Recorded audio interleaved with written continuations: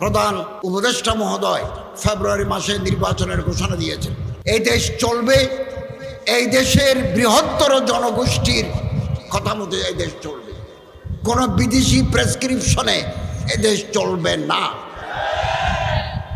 একথা মনে রাখবেন, দেশের উপর কোনো দুর্যোগ যদি নামে, আলেম ওলামা হাফেজ কারীরা ময়দানে নেমে তার মোকাবেলা করেন। অতীতেও তারা করেছে, আগামী দিনেও করবে। আমরা কোনোদিন আমার প্রিয় মাতৃভূমি বাংলাদেশকে শয়তানের হাতে ছেড়ে দেব না। আপনাদের সচেতন থাকতে হবে এবং বাধা বিপত্তি সংঘাত আগামী দিনে আসবে, এগুলোর মোকাবেলা করার জন্য আমাদের তৈরি থাকতে হবে। আমি এমন আহত ব্যক্তিকে হাসপাতালে দেখতে গেছি যার মুখ নাক নাই, যার ঠোঁট নাই, গলা পর্যন্ত দেখা যায়। আমরা কিছু সাহায্য করেছি তাদেরকে, রাশিয়ে গিয়ে তাদের নাক বানিয়ে এনেছি। মুখটা কেন তৈরি হয় নাই, এরকম ত্যাগ স্বীকার করেছে। মাদ্রাসার ছাত্রের চোখের ভিতরে গুলি, দুই চোখের ভিতরে গুলি। আমি তো মনে করি তাদের এ রক্ত, তাদের এ ত্যাগ বৃথা যেতে পারে না। আগামী দিনেও যে কোনো চ্যালেঞ্জ মোকাবেলার জন্য আপনাদের তৈরি থাকতে হবে। প্রয়োজনে আমরা আবারও রক্তের নজরানা দেব। ফেসিবাদকে দেশে আমরা প্রতিষ্ঠা হতে দেব না। আরেকটা আমরা কাজ শুরু করেছি, প্রায় শেষ পর্যায়ে। আমরা বড় বড় আলেম ইমাম বিভিন্ন সংগঠনের নেতৃবৃন্দকে ডাকবো, তাদের সাথে মত বিনিময় করে আমরা একটা গ্যাজেট তৈরি করে দেব। কোনো ইমামকে, কোনো মসজিদের মুতওয়াল্লি তুমি চলে যাও, আজ থেকে তোমার চাকরি নাই, একথা বলে বিদায় করে দিতে পারবে না। আত্মপক্ষ সমর্থনের সুযোগ দিতে হবে ইমাম সাহেবকে। তার বিরুদ্ধে কোনো অভিযোগ থাকলে এটা কমিটি গঠন করে দিবেন, ওনার আত্মপক্ষ সমর্থনের সুযোগ দিতে হবে। এরপরেই ইমাম সাহেব আমাদের এই নীতিমালার আলোকে তিনি কোর্টে বিচার চাইতে পারবেন। এবং যে সমস্ত মসজিদের আর্থিক অবস্থা ভালো, আমরা নীতিমালায় লিখে দিয়েছি ওনাকে একটা ভালো বেতন দিতে হবে। 2015 সালের স্কেল অনুযায়ী বেতন দিতে হবে এবং ওনার জন্য থাকার, ওনার বিবি বাচ্চা নিয়ে মসজিদের কম্পাউন্ডে থাকার ব্যবস্থা করতে হবে এবং ওনাকে 2 ঈদে 2টা বোনাস দেওয়ার আর্থিক যদি অবস্থা ভালো থাকে দিতে হবে। এরকম নীতিমালা আমরা করে যাচ্ছি। আমরা মনে করি বাংলাদেশের ইতিহাসে এটা মাইল ফলক হয়ে থাকবে। ওখানে যে ক্লজগুলো আছে, বিধিগুলো আছে, এগুলো আমরা ওলামাই কেরামদের সাথে, আইমে মাসাজিদের সাথে, ওলামা মশায়েখ আইমে পরিষদের সাথে, ওই শানে সাহাবা ইমাম পরিষদের, শানে সাহাবা আইমা পরিষদের সাথে বসে, আরও যে সমস্ত সংগঠন আছে ওনাদের নেতৃবৃন্দের সাথে বসে আমরা এটা ফাইনাল করে গেজেট হিসাবে প্রকাশ করব। ওয়াকফ প্রশাসনকে আমি নতুনভাবে সাজিয়েছি, খুব ভালো একজন অ্যাডমিনিস্ট্রেটর দিয়েছি। আমাদের হাজার হাজার ওয়াকফের জমি বেহাত, যুগ যুগ ধরে রাজনৈতিক নেতা, রাজনৈতিক কর্মীরা খেয়ে ফেলেছে। আমি এগুলো উদ্ধারের কার্যক্রম শুরু করেছি। নওগাঁয় 52 বিঘা জমি ইতিমধ্যে আমরা উদ্ধার করে নিয়ে এসেছি, আরও কিছু উদ্ধার করব। এরপর আমি যাচ্ছি কিশোরগঞ্জ, ব্রাহ্মণবাড়িয়া, সিলেট, সুনামগঞ্জ, চট্টগ্রাম। ওখানে যে সমস্ত ওয়াকফের জমি দুর্বৃত্তরা দখল করে নিয়েছে, এগুলো উদ্ধার করে আবার ওয়াকফের কাছে ফেরত আসার জন্য আমরা কার্যক্রম হাতে নিয়েছি। আপনাদের সহযোগিতা করা দরকার। জনগণের কাছে আমাদের যেতে হবে, আপনাদের যেতে হবে। জনগণ প্রার্থী নির্বাচন করতে ভুল করে না। একটা কথা মনে রাখবেন, আমাদের ওয়াজ শুনে, আমাদের পানি পড়া নেয়, আমাদের কাছ থেকে তাবিজ নেয়, কিন্তু ভোট অনেক সময় আমাদের দিতে চায় না। কেন দিতে চায় না? আমাদেরকে পাবলিক ওরিয়েন্টেড, জনসম্পৃক্ততা থাকতে হবে। জনগণের সুখ, জনগণের দুঃখ, জনগণের আশা, জনগণের আকাঙ্ক্ষার সাথে আমাদের একাত্ম ঘোষণা করতে হবে। এখনো হাতে সময় আছে। আসুন আমরা পাবলিকের সাথে মিশে যাই। এদেশের কৃষক, এদেশের শ্রমিক, এদেশের জেলে, এদেশের তাঁতি, এদেশের রিক্সা চালক, এদেশের দিনমজুর, ক্ষেত মজুরের সাথে আমাদের বন্ধুত্ব করতে হবে। তাহলে আমরা এই দেশের চেহারা পাল্টাতে পারব। একজন আলেমকে মন্ত্রী বানাই, দুইজন আলেমকে পার্লামেন্টে পাঠাই, এই দেশে আদর্শিক রাষ্ট্র করা সম্ভব নয়। বিপুল সংখ্যক পার্লামেন্টে মেম্বার লাগবে। 5-10 জন আলেম যদি মন্ত্রী পরিষদে থাকে, তাহলে যে কোনো ডিসিশন হবে কোরআন এবং হাদিস ভিত্তিক। একজন দুজন পাঠিয়ে কিছু হবে না, ওনার আশেপাশে তো লোক নাই। আমি সব সময় বলি, আলেমদের মধ্যে একটা গ্রুপ থাকা দরকার, যারা স্পেশালাইজড আলেম, ভালো মুফতি, ভালো মুহাদ্দিস, ভালো মুতাকাল্লিম, ভালো মুফাসসির, ভালো বক্তা, ভালো লেখক, ভালো অনুবাদক, ভালো পার্লামেন্টারিয়ান, ভালো সংসদ সদস্য আমরা যদি পাঠাতে পারি, চেহারা পাল্টে যাবে। সচিবালয়ের ভিতরে কয়জন আলেম সচিব আছে? আমার যখন একজন এডিশনাল সেক্রেটারি লাগে, একজন জয়েন্ট সেক্রেটারি লাগে, একজন ডিএস লাগে, ডিপটি সেক্রেটারি লাগে, ডানে বামে সামনে পিছনে কেউ নাই।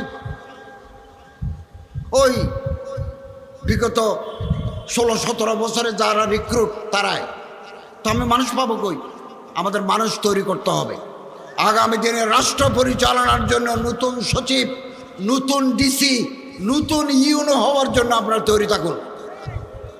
কেবল জিন্দাবাদ দিলে হবে না, গরম গরম বক্তৃতা করলে হবে না, পরিকল্পনা মাফিক এগিয়ে আসতে হবে, যাতে বাংলাদেশ একটা আদর্শিক রাষ্ট্রে পরিণত হতে পারে। এবং আমরা সবসময় লক্ষ্য করেছি, বাংলাদেশে ধর্মকে নিয়ে কটূক্তি করা, ব্যঙ্গোক্তি করা একটা ফ্যাশনে পরিণত হয়েছে। কিছুদিন পর পর তারা মাথা ছাড়া দিয়ে ওঠে। আলহামদুলিল্লাহ, দেশের তৌহিদি জনতা এই কটূক্তির বিরুদ্ধে সবসময় প্রতিবাদ মুখর হয়েছে। বাংলাদেশে আইন আছে,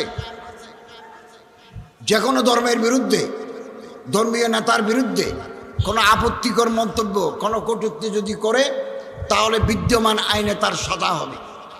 আমাদের দেশে কিছু লোক ফেসবুকে এগুলো লিখে ধর্মীয় উন্মাদনা তৈরি করার জন্য। আমাদের সচেতন থাকতে হবে। বাংলাদেশ আবহমান কাল ধরে সাম্প্রদায়িক সম্প্রীতির দেশ। এখানে পূজা এবং ঈদ, রোজা একসাথে চলেছে এই দেশে।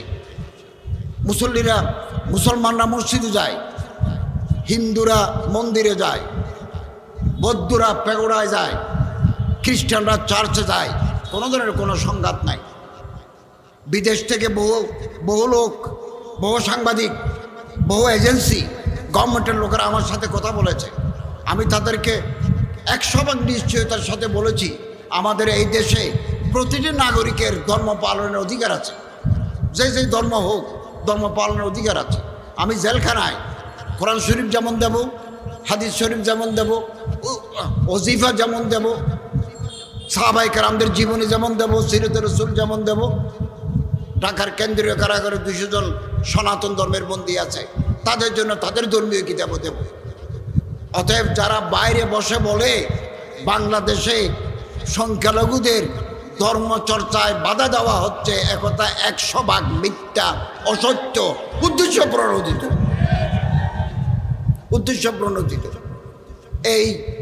এটা বাইরে এরকম একটা মিথ্যা প্রপাগান্ডা চালাচ্ছে। আগামী দিনে আরো বেশি করে চালাবে। এদেশের আমরা প্রত্যেকে এদেশের নাগরিক। জ্ঞান চর্চার, ব্যবসা বাণিজ্য করার, ধর্মচর্চা করার অধিকার প্রত্যেকের সমান। সুন্দর বাংলাদেশ, সুন্দর দেশ আমাদের।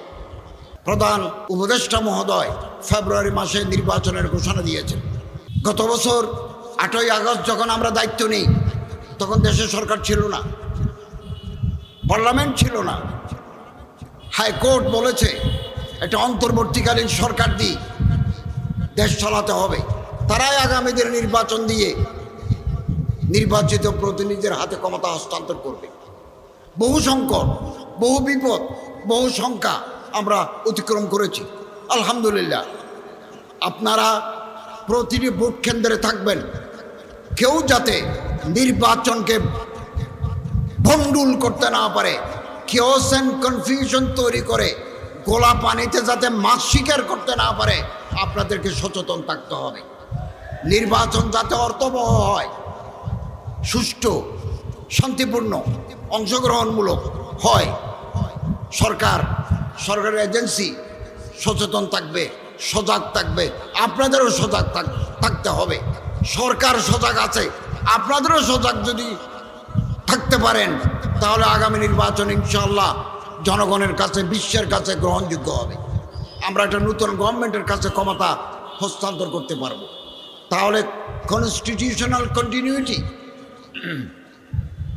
সাংবিধানিক ধারাবাহিকতা চলবে। ধারাবাহিকতা দিয়ে আমরা অগ্রসর হবো। এদেশ আমাদের সবার, আমরা এদেশকে মহব্বত করি। জুলাই বিপ্লবে এদেশের কৃষক, ছাত্র, শ্রমিক, মেহনতি মানুষ প্রাণ দিয়েছেন, জীবন উৎসর্গ করেছেন, আলেমরাও করেছেন। এদেশে বহু আলেমের বুকের ভিতরে গুলি, বহু আলেম শহীদ হয়েছেন, বহু আলেম পঙ্গু হয়েছেন। আমি গত 3 মাস আগে আমার চিকিৎসার প্রয়োজনে থাইল্যান্ড গেছি। অ্যাম্বাসেডর আমারে বললেন যে একজন জুলাই যোদ্ধা হাসপাতালে শহীদ হয়ে গেছেন, আপনি যদি আসেন। তো আমি গেলাম, ওনাকে নিয়ে হসপিটালে গেলাম। তার লাশ দেখলাম, হিম করে তার লাশ দেখলাম, তার জন্য দোয়া করেছি। তার মা এবং বোনের সাথে দেখা করেছি, সান্ত্বনা দিয়েছি। জানলাম যে কে, বললো যে সে দর্জি, টেইলার, কিন্তু হাফেজে কোরআন। হাফেজে কোরআন হয়ে এই স্বৈরাচার বিরোধী আন্দোলন সে মাঠে নেমেছে এবং এখানে শহীদ হয়ে গেছে চট্টগ্রামে। একথা মনে রাখবেন, দেশের উপর কোনো দুর্যোগ যদি নামে, আলেম, ওলামা, হাফেজ, কারীরা ময়দানে নেমে তার মোকাবেলা করেন। অতীতেও তারা করেছে, আগামী দিনেও করবে। আমরা কোনোদিন আমার প্রিয় মাতৃভূমি বাংলাদেশকে শয়তানের হাতে ছেড়ে দেব না। আপনাদের সচেতন থাকতে হবে। সচেতন, আমরা নিজেদের মধ্যে কামড়াকামড়ি করব না, নিজেদের মধ্যে ফেসবুকে আজেবাজে কথা লিখবো না। আমরা কেন এক বন্ধুর বুকে আর এক বন্ধু ছুরি বসাই? আমাদের আসল শত্রুকে, তাকে টার্গেট করতে হবে। এই দেশ চলবে, এই দেশের বৃহত্তর জনগোষ্ঠীর কথা মতো এই দেশ চলবে। কোনো বিদেশি প্রেসক্রিপশনে এই দেশ চলবে না। অতএব আসুন, জাতীয় উলামা মাশায়েখ আইম্মা পরিষদ তার প্রতিষ্ঠা লগ্ন থেকে ইমামদের, আলেমদের, খতিবদের নিয়ে কাজ করে যাচ্ছে। জনগণের মাঝে তাদের গ্রহণযোগ্যতা আছে এবং মুফতি আবরার সাহেব এবং হজরত মৌলানা আল্লামা নুরুল হুদা ফয়জি সাহেব এর নেতৃত্বে তারা সারা বাংলাদেশের গ্রামে গঞ্জে কাজ করে যাচ্ছে। এই সংগঠন বাংলাদেশ এখন পরিচিত, নন পলিটিক্যাল অর্গানাইজেশন। এই সংগঠন কোনো রাজনৈতিক সংগঠন নয়, মানুষের মাঝে দাওয়াত, তাবলীগ, তালিম, তাজকিয়া, ইসলাহি নফসের কাজ করে যাচ্ছে। আগামী দিনে এই সংগঠন আরও উন্নতির দিকে এগিয়ে যাবে ইনশাআল্লাহুল আজিজ। এবং বাধা, বিপত্তি, সংঘাত আগামী দিনে আসবে, এগুলোর মোকাবেলা করার জন্য আমাদের তৈরি থাকতে হবে। আল্লামা ইকবাল বলেন, বাদে মুখালিফ সে না ঘবরায় কাপ, ইয়ে তো চলতে হে তুঝে উঁচা উড়ানে কে লিয়ে। আমরা যখন বিমানে যাই 13,000 ফিট উপর দিয়ে যায়, 12,000 ফিট উপর দিয়ে যায়, নিচে যদি বাতাস চলে বিমানে এক লাফে 45 মিটার উপরে চলে যায়। তো আমরা যাত্রাপথে আমরা যদি বাধা আসে, তাহলে এর মাধ্যমে আমরা আরও এগিয়ে যাব, আমাদের শক্তি আগামী দিনে আরও বৃদ্ধি পাবে। পৃথিবীতে কোনোদিন জালিম চিরকালের জন্য জয়লাভ করতে পারে নাই, মজলুমের জয় হয়েছে। এবং আফজলুল জিহাদ কলিমাতে হক নিন্দা সুলতানিন জায়ের, হক কথা বলার, সত্য কথা বলার এই ধারাবাহিকতা জাতীয় উলামা মাশায়েখ আইম্মা পরিষদের আছে, আগামী দিনেও থাকবে। এবং আমরা সুন্দর বাংলাদেশের অপেক্ষায় আছি। এখন আমাদের গ্রামে গঞ্জে চলে যেতে হবে, সাধারণ জনগণের সাথে আমাদের মিশতে হবে। তাদের দুঃখ, তাদের হাসি আমরা ভাগ করে নেব। জনগণের ম্যান্ডেট নিয়ে যদি আমরা আসতে পারি, যারা আসবেন তারা আগামী দিনের ইতিহাস রচনা করবেন। আমি আজকের এই সম্মেলনের সফলতা কামনা করি। যারা শাহাদত বরণ করেছেন জুলাই বিপ্লবে, তাদের রোহের মাগফিরাত কামনা করি আল্লাহ তাআলার দরবারে। 20,000 আহত, আমি এমন আহত ব্যক্তিকে হাসপাতালে দেখতে গেছি যার মুখ নাক নাই, যার ঠোঁট নাই, গলা পর্যন্ত দেখা যায়। আমরা কিছু সাহায্য করেছি তাদেরকে, রাশিয়ে গিয়ে তাদের নাক বানিয়ে এনেছি, মুখটা কেন তৈরি হয় নাই, এরকম ত্যাগ স্বীকার করেছে। মাদ্রাসার ছাত্রের চোখের ভিতরে গুলি, 2 চোখের ভিতরে গুলি। আমি তো মনে করি তাদের এ রক্ত, তাদের এ ত্যাগ বৃথা যেতে পারে না। আগামী দিনেও যে কোনো চ্যালেঞ্জ মোকাবেলার জন্য আপনাদের তৈরি থাকতে হবে। প্রয়োজনে আমরা আবারও রক্তের নজরানা দেব, ফেসিবাদকে দেশে আমরা প্রতিষ্ঠা হতে দেব না। বাংলাদেশের ইতিহাসে একটা ঐতিহাসিক দিন। এই দিনে স্বৈরাচারের পতন হয়েছে, ফেসিবাদ বিদায় নিয়েছে। 1400 জন শহীদের রক্তের বিনিময়ে আমরা মুক্তির দিশা পেয়েছি। 20,000 মানুষ আহত, কারো চোখ নাই, কারো নাক নাই, এখনো বহু আহত ব্যক্তি, যোদ্ধা, জুলাই যোদ্ধা, বুকের ভিতরে বুলেট নিয়ে, চোখের ভিতরে বুলেট নিয়ে এখনো হাসপাতালে তারা কাতরাচ্ছে। তাদের এই ত্যাগ, তাদের এই কোরবানি, তাদের এই রক্ত বৃথা যেতে দেওয়া হবে না। গুড গভর্নেন্স যদি না থাকে, সুশাসন যদি না থাকে, দেশে প্রশাসনিক রাজনৈতিক অনিশ্চয়তা দেখা দেয়। এটা আমাদের প্রিয় মাতৃভূমি বাংলাদেশ। এই দেশকে আমরা প্রত্যেকে ভালোবাসি। এই দেশে আগামী দিনে নতুন কোনো ফেসিবাদ যেন মাথাচাড়া দিয়ে উঠতে না পারে, আমাদেরকে সতর্ক থাকতে হবে। 1 বছর পার হয়ে গেল, অন্তর্বর্তীকালীন সরকারের সদস্য হিসাবে আমরা রাত দিন পরিশ্রম করেছি। আমি আমার মন্ত্রণালয়ে বিভিন্ন উইঙ্গে রাত দিন পরিশ্রম করেছি এটা সুশাসন নিশ্চিত করার জন্য। আর কয় মাস যে বাকি আছে, ওইটাও আমরা রাত দিন পরিশ্রম করে কাজ করে যাব। আগামী দিনে যারা জনগণের ম্যান্ডেট নিয়ে, ভোট নিয়ে আসবেন, তারা একটা সুন্দর ব্যবস্থাপনা তাদের জন্য আমরা রেখে যাব। আমি আপনাদের কাছে অনুরোধ করব, জুলাই বিপ্লবের মাধ্যমে আমাদের শিক্ষা নিতে হবে। 1 নম্বর শিক্ষা, জোর করে ক্ষমতায় থাকা যায় না। এটা জুলাই বিপ্লবের শিক্ষা। গুম, খুন, আয়নাগর করে হাজার হাজার মামলা দিয়ে জনগণকে চিরকালের জন্য দমিয়ে দাবিয়ে রাখা যায় না। বিদায় নিতে হয়, করুণ বিদায় পরিণতি হয়। এটাই জুলাই বিপ্লবের শিক্ষা। জুলাই বিপ্লবের আরেক শিক্ষা, এই যে সুযোগ এনে দিল, আজকে আমাদের মাননীয় প্রধান উপদেষ্টা মহোদয় ঘোষণা করেছেন ফেব্রুয়ারিতে নির্বাচন হবে, এবং আমরা চাই এই আগামী ফেব্রুয়ারি নির্বাচন হবে free, fair, impartial and inclusive, সুষ্ঠু, শান্ত, সমৃদ্ধ, এবং আমরা ইতিমধ্যে লেভেল প্লেইং ফিল্ড, প্রত্যেকের অধিকার, নির্বাচন করার যে অধিকার, সুযোগ আমরা নিশ্চিত করব। আপনারা নির্বিঘ্নে আগামী ফেব্রুয়ারি মাসে ভোট দিতে পারবেন, এবং এই ভোট হবে দিনের আলোতে, রাতের আঁধারে নয়। এটা রিমার্কেবল ভোটিং সিস্টেম আগামীতে আমরা করব। কেউ যাতে পেশি শক্তি ব্যবহার করে ব্যালট বক্স ছিনতাই করতে না পারে, ওয়ার্ডে ওয়ার্ডে, গ্রামে গ্রামে আপনাদেরকে সতর্ক থাকতে হবে। আমরা চাই দেশের মানুষ যাদেরকে ভোট দিবেন তারাই ম্যান্ডেট প্রাপ্ত হয়ে আসবেন, আমরা তাদের হাতে ক্ষমতা হস্তান্তর করে দেব। মানুষের মধ্যে একটা ভুল ধারণা ছিল অনেকের মধ্যে যে অন্তর্বর্তীকালীন সরকার থেকে যাবে, আমরা প্রথম দিন থেকে প্রস্তুত ছিলাম যে একটা পরিবেশ, সাধারণত বিপ্লবের পরে আমাদের অর্থনীতি ছিল ভঙ্গুর। ব্যাংকের ৮০ ভাগ টাকা লুটেরা শক্তি লুট করে নিয়ে গেছে। 80% টাকা ইন্স্যুরেন্সের টাকা নাই।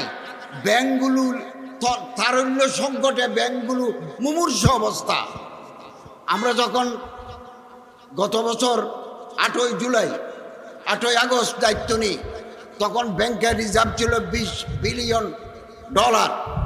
এই এক বছরের ভিতরে আমরা $31 বিলিয়ন রিজার্ভে মজুদ রেখেছি এবং একটা সাউন্ড ইকোনমিক সিস্টেম আমরা দিয়ে যাচ্ছি। আইন শৃঙ্খলা পরিস্থিতি আমরা চেষ্টা করেছি। 16-17 বছরের জঞ্জাল এক বছরে পরিষ্কার করা যায় না। একটা বিশেষ দল নিজেদের লোক ঢুকে দিচ্ছে সব জায়গায়। তারা প্রজাতন্ত্রের কর্মকর্তা কর্মচারী হয়ে গেছে, অন্য মানুষ আসতে পারে নাই। এগুলো পরিষ্কার করতে সময় লাগবে।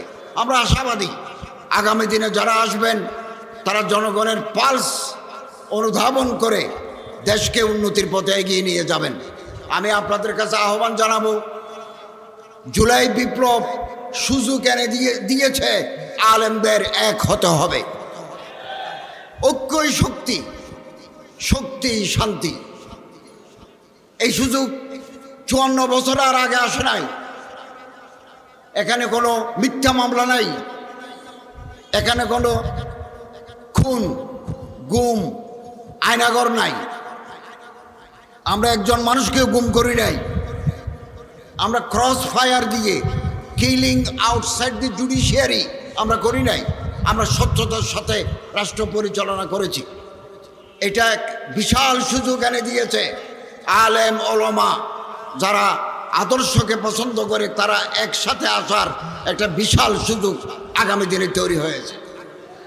এই সুযোগ যদি হাতছাড়া হয়ে যায়, আগামী 50 বছর আপনাদের পস্তাতে হবে। ত্যাগ স্বীকার করুন। এই ঐক্য পাকিস্তান হওয়ার পরে 1947 সনের পরে আলেম ওলামারা এক হয়েছেন 56 সনে। 52 দফা বিভিন্ন মতাদর্শের আলেম, বিভিন্ন মাকাতেবে ফিকির, ডিফারেন্ট স্কুল অফ থটের ওলামায়ে কেরাম 22 দফা 22 নাকাত 22 ডিমান্ড করে আলেমরা একটা ফর্মুলা দিয়েছিলেন। 56 সনের শাসনতন্ত্র রচিত হয়েছে। জাক ইস্কান্দার মির্জার কারণে, পাকিস্তানের সামরিক বাহিনীর কারণে সেটা সফল হয় নাই, কিন্তু আলেমরা এক হয়েছিল। এখনও ভারতের যখন কোনো বিপদ আসে সব শ্রেণীর আলেম এক প্ল্যাটফর্মে আসে।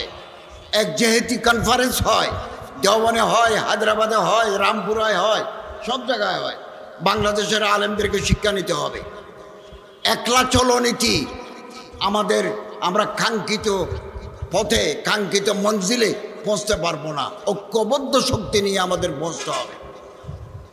বাংলাদেশে আগামী দিনে আলেমরা যদি এক হতে পারেন, আমরা যারা হাম ফিকির, হাম মকসদ, হাম মশরফ, হাম দিল, হাম খেয়াল, একই চিন্তা চেতনার মানুষরা যদি আমরা এক জায়গায় মিলিত হতে পারি, নতুন প্রবাদ সূচিত হবে, নতুন ইতিহাস রচিত হবে আগামী দিনে। আপনি কল্পনা করতে পারবেন না। আসুন, এর জন্য আমরা প্রস্তুতি নিই। আমি আলহামদুলিল্লাহ আমার মন্ত্রণালয়ের অধীনে গেল বছর আমরা একটা নির্বিঘ্ন, স্বচ্ছন্দ, কনভেনিয়েন্ট একটা হজ জাতিকে উপহার দিয়েছি। 8,20,00,000 টাকা হাজিদেরকে ফেরত দিয়েছি এবং আমাদের মন্ত্রণালয়ের চৌকস টিম মসজিদ নীতিমালা, মসজিদ পরিচালনা নীতিমালা, এটা 2006 সালে ছিল। আরেকটা আমরা কাজ শুরু করেছি, প্রায় শেষ পর্যায়ে। আমরা বড় বড় আলেম, ইমাম, বিভিন্ন সংগঠনের নেতৃবৃন্দকে ডাকবো, তাদের সাথে মত বিনিময় করে আমরা একটা গ্যাজেট তৈরি করে দেব। কোনো ইমামকে, কোনো মসজিদের মুতওয়াল্লি তুমি চলে যাও, আজ থেকে তোমার চাকরি নাই, একথা বলে বিদায় করে দিতে পারবে না। আত্মপক্ষ সমর্থনের সুযোগ দিতে হবে ইমাম সাহেবকে। তার বিরুদ্ধে কোনো অভিযোগ থাকলে এটা কমিটি গঠন করে দিবেন, ওনার আত্মপক্ষ সমর্থনের সুযোগ দিতে হবে। এরপরেই ইমাম সাহেব আমাদের এই নীতিমালার আলোকে তিনি কোর্টে বিচার চাইতে পারবেন। এবং যে সমস্ত মসজিদের আর্থিক অবস্থা ভালো, আমরা নীতিমালায় লিখে দিয়েছি ওনাকে একটা ভালো বেতন দিতে হবে, 2015 সালের স্কেল অনুযায়ী বেতন দিতে হবে, এবং ওনার জন্য থাকার, ওনার বিবি বাচ্চা নিয়ে মসজিদের কম্পাউন্ডে থাকার ব্যবস্থা করতে হবে, এবং ওনাকে 2 ঈদে 2টা বোনাস দেওয়ার আর্থিক যদি অবস্থা ভালো থাকে দিতে হবে। এরকম নীতিমালা আমরা করে যাচ্ছি। আমরা মনে করি বাংলাদেশের ইতিহাসে এটা মাইল ফলক হয়ে থাকবে। ওখানে যে ক্লজগুলো আছে, বিধিগুলো আছে, এগুলো আমরা ওলামাই কেরামদের সাথে, আইমে মাসাজিদের সাথে, ওলামা মশায়েখ আইমে পরিষদের সাথে, ওই শানে সাহাবা ইমাম পরিষদের, শানে সাহাবা আইমা পরিষদের সাথে বসে, আরও যে সমস্ত সংগঠন আছে ওনাদের নেতৃবৃন্দের সাথে বসে আমরা এটা ফাইনাল করে গেজেট হিসাবে প্রকাশ করব। ওয়াকফ প্রশাসনকে আমি নতুনভাবে সাজিয়েছি, খুব ভালো একজন অ্যাডমিনিস্ট্রেটর দিয়েছি। আমাদের হাজার হাজার ওয়াকফের জমি বেহাত, যুগ যুগ ধরে রাজনৈতিক নেতা, রাজনৈতিক কর্মীরা খেয়ে ফেলেছে। আমি এগুলো উদ্ধারের কার্যক্রম শুরু করেছি। নওগাঁয় 52 বিঘা জমি ইতিমধ্যে আমরা উদ্ধার করে নিয়ে এসেছি, আরও কিছু উদ্ধার করব। এরপর আমি যাচ্ছি কিশোরগঞ্জ, ব্রাহ্মণবাড়িয়া, সিলেট, সুনামগঞ্জ, চট্টগ্রাম। ওখানে যে সমস্ত ওয়াকফের জমি দুর্বৃত্তরা দখল করে নিয়েছে, এগুলো উদ্ধার করে আবার ওয়াকফের কাছে ফেরত আসার জন্য আমরা কার্যক্রম হাতে নিয়েছি। আপনাদের সহযোগিতা করা দরকার। জনগণের কাছে আমাদের যেতে হবে, আপনাদের যেতে হবে। জনগণ প্রার্থী নির্বাচন করতে ভুল করে না। একটা কথা মনে রাখবেন, আমাদের ওয়াজ শুনে, আমাদের পানি পড়া নেয়, আমাদের কাছ থেকে তাবিজ নেয়, কিন্তু ভোট অনেক সময় আমাদের দিতে চায় না। কেন দিতে চায় না? আমাদেরকে পাবলিক ওরিয়েন্টেড, জনসম্পৃক্ততা থাকতে হবে। জনগণের সুখ, জনগণের দুঃখ, জনগণের আশা, জনগণের আকাঙ্ক্ষার সাথে আমাদের একাত্ম ঘোষণা করতে হবে। এখনো হাতে সময় আছে। আসুন আমরা পাবলিকের সাথে মিশে যাই। এদেশের কৃষক, এদেশের শ্রমিক, এদেশের জেলে, এদেশের তাঁতি, এদেশের রিক্সা চালক, এদেশের দিনমজুর, ক্ষেত মজুরের সাথে আমাদের বন্ধুত্ব করতে হবে। তাহলে আমরা এই দেশের চেহারা পাল্টাতে পারব।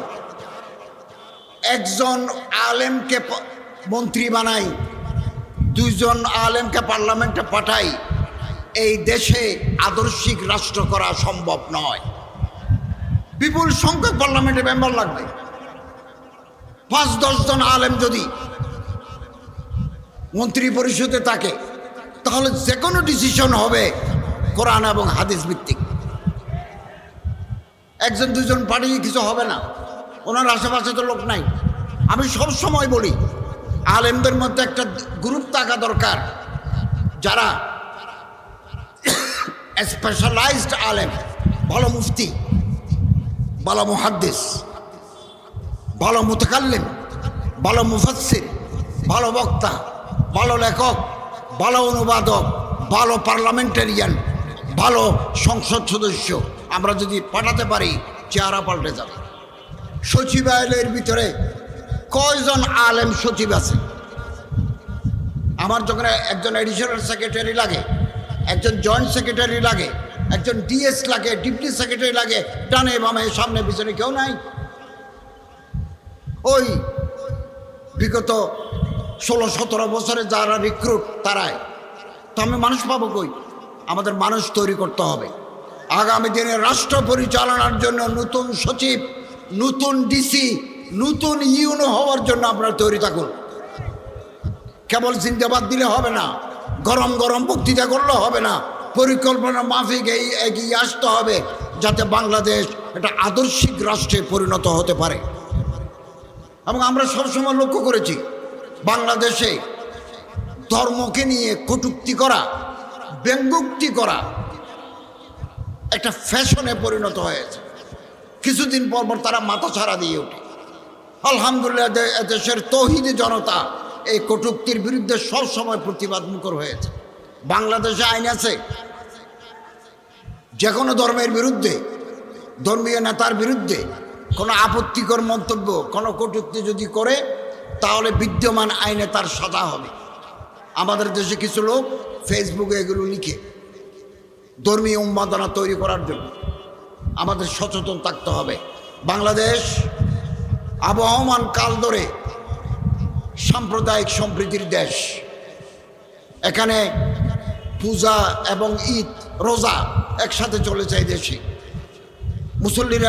মুসলমানরা মসজিদে যায়, হিন্দুরা মন্দিরে যায়, বৌদ্ধরা পেগোড়ায় যায়, খ্রিস্টানরা চার্চে যায়। কোনো ধরনের কোনো সংঘাত নাই। বিদেশ থেকে বহু লোক, বহু সাংবাদিক, বহু এজেন্সি, গভর্নমেন্টের লোকেরা আমার সাথে কথা বলেছে। আমি তাদেরকে 100% নিশ্চয়তার সাথে বলেছি, আমাদের এই দেশে প্রতিটি নাগরিকের ধর্ম পালনের অধিকার আছে। যে ধর্ম হোক, ধর্ম পালনের অধিকার আছে। আমি জেলখানায় কোরআন শরীফ যেমন দেব, হাদিস শরীফ যেমন দেব, ওজিফা যেমন দেব, সাহাবায়ে কেরামদের জীবনী যেমন দেব, সিরাতে রাসূল যেমন দেব।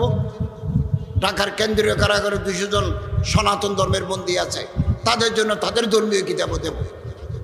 অতএব যারা বাইরে বসে বলে বাংলাদেশে সংখ্যালঘুদের ধর্মচর্চায় বাধা দেওয়া হচ্ছে, একথা 100% মিথ্যা, অসত্য, উদ্দেশ্য প্রণোদিত।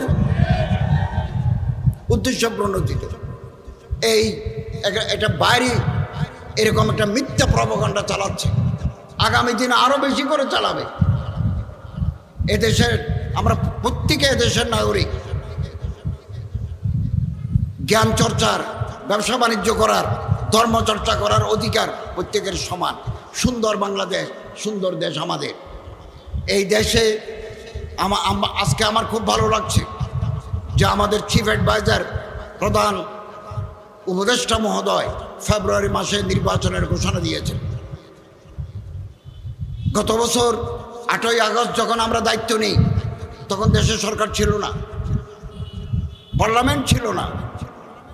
হাইকোর্ট বলেছে একটা অন্তর্বর্তীকালীন সরকার দিয়ে দেশ চালাতে হবে। তারাই আগামী দিনে নির্বাচন দিয়ে নির্বাচিত প্রতিনিধিদের হাতে ক্ষমতা হস্তান্তর করবে। বহু সংকট, বহু বিপদ, বহু শঙ্কা আমরা অতিক্রম করেছি, আলহামদুলিল্লাহ। আপনারা প্রতিটি ভোট কেন্দ্রে থাকবেন। কেউ যাতে নির্বাচনকে ভণ্ডুল করতে না পারে, কিওস এন্ড কনফিউশন তৈরি করে গোলা পানিতে যাতে মাছ শিকার করতে না পারে, আপনাদেরকে সচেতন থাকতে হবে। নির্বাচন যাতে অর্থবহ হয়, সুষ্ঠু, শান্তিপূর্ণ, অংশগ্রহণমূলক হয়, সরকারের এজেন্সি সচেতন থাকবে, সজাগ থাকবে। আপনাদেরও সজাগ থাকতে হবে।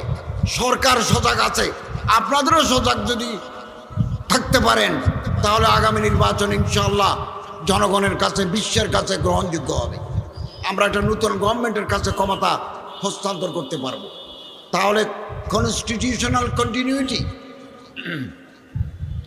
সাংবিধানিক ধারাবাহিকতা চলবে। ধারাবাহিকতা দিয়ে আমরা অগ্রসর হব। এদেশ আমাদের সবার, আমরা এদেশকে মহব্বত করি। জুলাই বিপ্লবে এদেশের কৃষক, ছাত্র, শ্রমিক, মেহনতি মানুষ প্রাণ দিয়েছেন, জীবন উৎসর্গ করেছেন, আলেমরাও করেছেন। এদেশে বহু আলেমের বুকের ভিতরে গুলি, বহু আলেম শহীদ হয়েছেন, বহু আলেম পঙ্গু হয়েছেন। আমি গত 3 মাস আগে আমার চিকিৎসার প্রয়োজনে থাইল্যান্ড গেছি। অ্যাম্বাসেডর আমারে বললেন যে একজন জুলাই যোদ্ধা হাসপাতালে শহীদ হয়ে গেছেন, আপনি যদি আসেন। তো আমি গেলাম, ওনাকে নিয়ে হসপিটালে গেলাম। তার লাশ দেখলাম, হিম করে তার লাশ দেখলাম, তার জন্য দোয়া করেছি। তার মা এবং বোনের সাথে দেখা করেছি, সান্ত্বনা দিয়েছি। জানলাম যে কে, বললো যে সে দর্জি, টেইলার, কিন্তু হাফেজে কোরআন। হাফেজে কোরআন হয়ে এই স্বৈরাচার বিরোধী আন্দোলন সে মাঠে নেমেছে এবং এখানে শহীদ হয়ে গেছে চট্টগ্রামে। একথা মনে রাখবেন, দেশের উপর কোনো দুর্যোগ যদি নামে, আলেম ওলামা হাফেজ কারীরা ময়দানে নেমে তার মোকাবেলা করেন। অতীতেও তারা করেছে, আগামী দিনেও করবে। আমরা কোনোদিন আমার প্রিয় মাতৃভূমি বাংলাদেশকে শয়তানের হাতে ছেড়ে দেব না। আপনাদের সচেতন থাকতে হবে, সচেতন। আমরা নিজেদের মধ্যে কামড়াকামড়ি করব না, নিজেদের মধ্যে ফেসবুকে আজেবাজে কথা লিখবো না। আমরা কেন এক বন্ধুর বুকে আর এক বন্ধু ছুরি বসাই? আমাদের আসল শত্রুকে তাকে টার্গেট করতে হবে। এই দেশ চলবে, এই দেশের বৃহত্তর জনগোষ্ঠীর কথা মতো এই দেশ চলবে। কোনো বিদেশি প্রেসক্রিপশনে এই দেশ চলবে না। অতএব আসুন, জাতীয় উলামা মাশায়েখ আইম্মা পরিষদ তার প্রতিষ্ঠা লগ্ন থেকে ইমামদের, আলেমদের, খতিবদের নিয়ে কাজ করে যাচ্ছে। জনগণের মাঝে তাদের গ্রহণযোগ্যতা আছে এবং মুফতি আবরার সাহেব এবং হজরত মৌলানা আল্লামা নুরুল হুদা ফয়জি সাহেব এর নেতৃত্বে তারা সারা বাংলাদেশের গ্রামে গঞ্জে কাজ করে যাচ্ছে। এই সংগঠন বাংলাদেশ এখন পরিচিত, নন পলিটিক্যাল অর্গানাইজেশন। এই সংগঠন কোনো রাজনৈতিক সংগঠন নয়, মানুষের মাঝে দাওয়াত, তাবলীগ, তালিম, তাজকিয়া, ইসলাহে নফসের কাজ করে যাচ্ছে। আগামী দিনে এই সংগঠন আরও উন্নতির দিকে এগিয়ে যাবে ইনশাআল্লাহুল আজিজ। এবং বাধা বিপত্তি সংঘাত আগামী দিনে আসবে, এগুলোর মোকাবেলা করার জন্য আমাদের তৈরি থাকতে হবে। আল্লামা ইকবাল বলেন, বাদে মুখালিফ সে ন ঘবরায় কাপ, ইয়ে তো চলতে হে তুঝে উঁচা উড়ানে কে লিয়ে। আমরা যখন বিমানে যাই 13,000 ফিট উপর দিয়ে যায়, 12,000 ফিট উপর দিয়ে যায়, নিচে যদি বাতাস চলে বিমানে এক লাফে 45 মিটার উপরে চলে যায়। তো আমরা যাত্রাপথে আমরা যদি বাধা আসে, তাহলে এর মাধ্যমে আমরা আরও এগিয়ে যাব, আমাদের শক্তি আগামী দিনে আরও বৃদ্ধি পাবে। পৃথিবীতে কোনোদিন জালিম চিরকালের জন্য জয়লাভ করতে পারে নাই, মজলুমের জয় হয়েছে। এবং আফজলুল জিহাদ কলিমাত হক নিন্দা সুলতানিন জায়ের, হক কথা বলার, সত্য কথা বলার এই ধারাবাহিকতা জাতীয় উলামা মাশায়েখ আইম্মা পরিষদের আছে, আগামী দিনেও থাকবে। এবং আমরা সুন্দর বাংলাদেশের অপেক্ষায় আছি। এখন আমাদের গ্রামে গঞ্জে চলে যেতে হবে, সাধারণ জনগণের সাথে আমাদের মিশতে হবে। তাদের দুঃখ, তাদের হাসি আমরা ভাগ করে নেব। জনগণের ম্যান্ডেট নিয়ে যদি আমরা আসতে পারি, যারা আসবেন তারা আগামী দিনের ইতিহাস রচনা করবেন। আমি আজকের এই সম্মেলনের সফলতা কামনা করি। যারা শাহাদত বরণ করেছেন জুলাই বিপ্লবে, তাদের রোহের মাগফিরাত কামনা করি আল্লাহ তাআলার দরবারে। 20,000 আহত, আমি এমন আহত ব্যক্তিকে হাসপাতালে দেখতে গেছি যার মুখ, নাক নাই, যার ঠোঁট নাই, গলা পর্যন্ত দেখা যায়। আমরা কিছু সাহায্য করেছি তাদেরকে, রাশিয়ে গিয়ে তাদের নাক বানিয়ে এনেছি, মুখটা কেন তৈরি হয় নাই, এরকম ত্যাগ স্বীকার করেছে। মাদ্রাসার ছাত্রের চোখের ভিতরে গুলি, 2 চোখের ভিতরে গুলি। আমি তো মনে করি তাদের এ রক্ত, তাদের এ ত্যাগ বৃথা যেতে পারে না। আগামী দিনেও যে কোনো চ্যালেঞ্জ মোকাবেলার জন্য আপনাদের তৈরি থাকতে হবে। প্রয়োজনে আমরা আবারও রক্তের নজরানা দেব, ফেসিবাদকে দেশে আমরা প্রতিষ্ঠা হতে দেব না। আল্লাহ তাআলা তৌফিক দান করুন, আমিন। ওয়া আখিরু দাওয়ানা আলহামদুলিল্লাহি রাব্বিল আলামিন।